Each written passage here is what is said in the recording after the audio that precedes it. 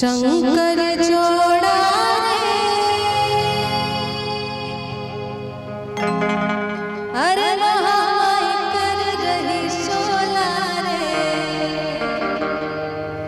सिंगार माई कर रही शोला रे। शंकर जोड़ा रे, महामाई कर रही शोला रे, सिंगार माई कर रही शोला रे। शंकर जोड़ा रे, महामाई कर रही शोला रे, सिंगार माई कर रही शोला रे।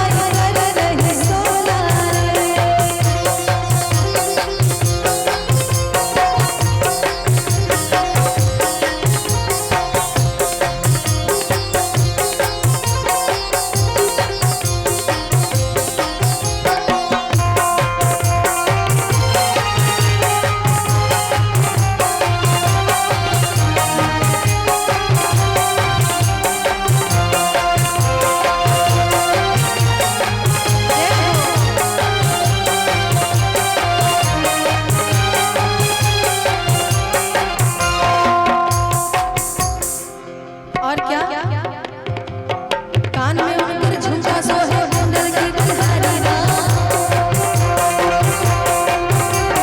कान में उनकर झुमका सोहे कुंडल की बलहारी राम। हरवा पहन रही रे गले, हरवा पहन रही रे, सिंगार माई कर रही शोला रे, महामाई कर रही शोला रे।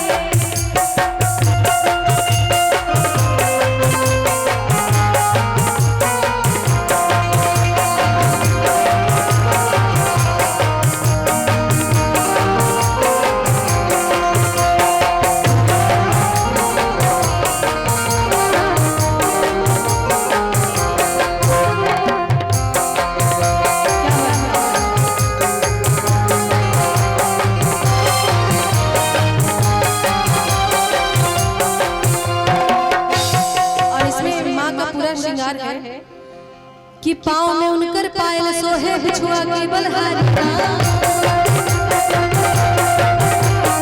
पाँव में उनकर पायल सोहे बिछुआ की बलहारी राम।